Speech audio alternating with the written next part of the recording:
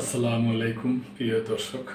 আপনারা জানেন যে বাংলাদেশ জাতীয়তাবাদী দল বিএনপি বর্তমানে সবচেয়ে বড় দল। ওনারা নমিনেশন ঘোষণা করছে 237 কোড আনকোড। তা আরও তো বাকি আছে, তবে ওনারা আরও 10 জনকে সুসংবাদ দিয়েছে আর কি।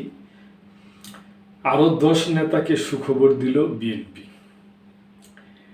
আবেদনের প্রেক্ষিতে দলীয় সিদ্ধান্ত মোতাবেক 10 নেতার বহিষ্কারাদেশ প্রত্যাহার করেছে বিএনপি।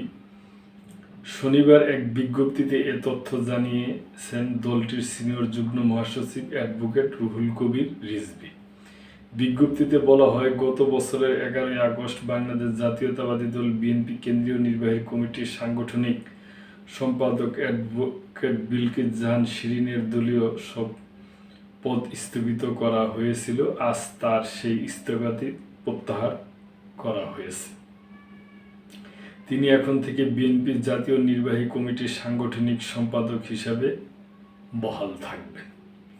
এছাড়া সংগঠন বিরোধী কর্মকাণ্ডের জন্য গত 8 এপ্রিল বরিশাল উত্তর জেলাধীন হিজলা উপজেলা বিএনপির সদস্য সচিব দেওয়ান মোহাম্মদ মনির হোসেন, বরিশাল জেলা ছাত্রদলের সভাপতি মাহফুজ আলম মিঠু, সহসভাপতি নূর হোসেন সুজেন, সদস্য ইমরান খন্দকার, বরিশাল মহানগর স্বেচ্ছাসেবক দলের আহ্বায়ক মশিউর রহমান মঞ্জু, মহানগর যুবদলের ভারপ্রাপ্ত সভাপতি মাসুদ রাবি, বরিশাল স্বেচ্ছাসেবক দলের সদস্য সচিব কামরুল হাসান, বরিশাল দক্ষিণ জেলা যুবদলের যুগ্ম সাধারণ সম্পাদক বেলায়েত হোসেন ও বরিশাল মহানগরের অন্তর্গত 30 নম্বর ওয়ার্ড যুব দলের সদস্য সচিব মোহাম্মদ জাহিদকে দলের প্রাথমিক সদস্য পদ সব পর্যায়ে পদ থেকে স্থগিত করা হয়েছিল। আবেদনের প্রেক্ষিতে দলীয় সিদ্ধান্ত মোতাবেক আজ তাদের স্থগিত প্রত্যাহার করা হয়েছে। এর আগে আবেদনের প্রেক্ষিতে আরও বেশ কয়েকজনের স্থগিতাদেশ প্রত্যাহার করে বিএনপি।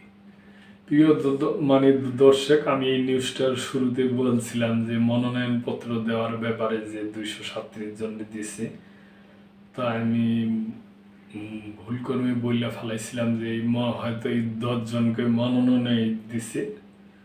তো অ্যাকচুয়ালি নিউজটা তা না, যে যেই 10 জনকে সুখবর দিছে ওনাদেরকে দল থেকে আর কি বহিষ্কার করা হয়েছিল, তবে ওনাদের বহিষ্কার প্রত্যাহার করে নিছে দলটি।